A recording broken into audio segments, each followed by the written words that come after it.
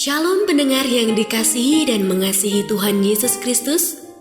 Kita berjumpa lagi dalam program Waktu Teduh bersama Renungan Harian terbitan Yayasan Gloria.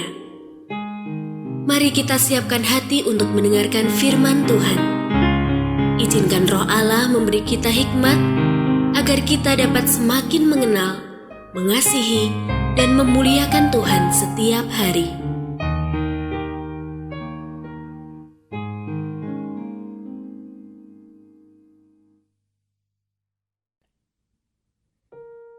Bagian firman Tuhan yang akan kita baca hari ini adalah dari Markus pasal 5 ayat 21 sampai 34. Saya akan membacakan sebagian daripadanya. Pada saat itu juga, Yesus mengetahui bahwa ada tenaga yang keluar dari dirinya. Lalu ia berbalik di tengah orang banyak dan bertanya, "Siapa yang menyentuh jubahku?" Murid-muridnya menjawab, "Engkau melihat bagaimana orang-orang ini berdesak-desakan dekatmu, dan engkau bertanya, 'Siapa yang menyentuh aku?'" Lalu ia memandang sekelilingnya untuk melihat siapa yang telah melakukan hal itu.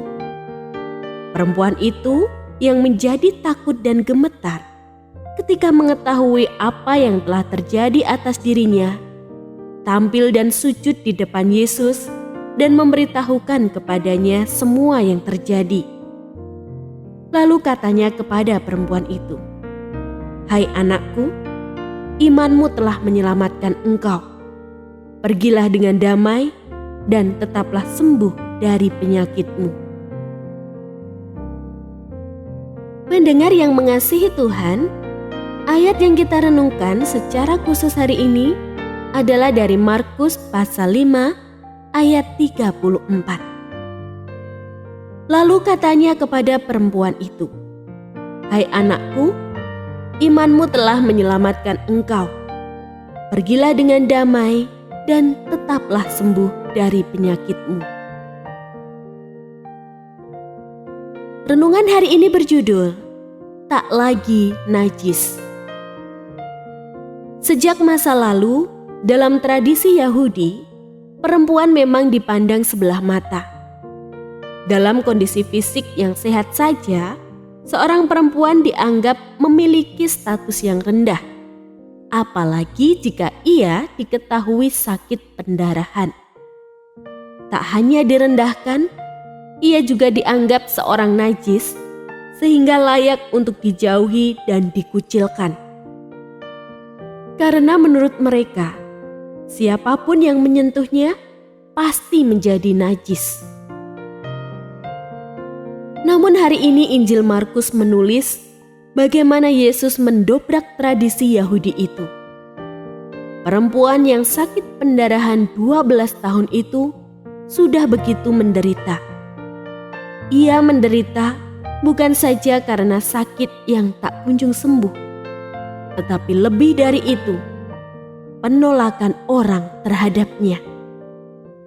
Perempuan itu ingin dibebaskan dari semua penderitaannya, dan satu-satunya cara adalah dengan segenap kekuatannya menerobos kerumunan orang hanya demi menjamah jubah Yesus. Dan imannya pun terbukti. Ia tidak hanya disembuhkan dari penyakitnya, tetapi ia juga diselamatkannya. Kepada orang-orang, Yesus menegaskan bahwa perempuan yang selama ini mereka anggap najis itu kini telah menjadi tahir. Tak ada lagi alasan bagi mereka untuk memandang rendah atau mengucilkannya. Dahulu kita adalah orang-orang yang demikian najis karena dosa-dosa kita. Kita menderita karena dosa, kita demikian menjijikkan dan layak untuk dibinasakan. Namun, seperti perempuan yang telah ditahirkan itu, kita hanya perlu iman untuk datang dan menyentuh Yesus. Iman yang meyakini bahwa hanya Yesus yang sanggup menjadikan tahir dan menyembuhkan derita kita. Seburuk atau sehina apapun orang memandang kita, Yesus tetap menerima kita.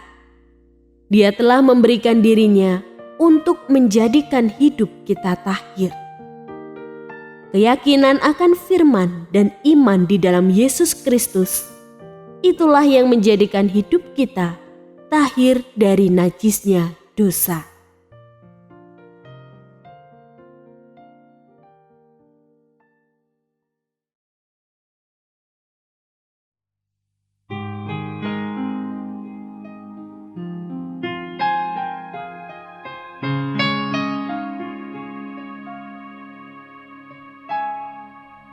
Pendengar yang mengasihi Tuhan, apakah Anda diberkati melalui renungan harian?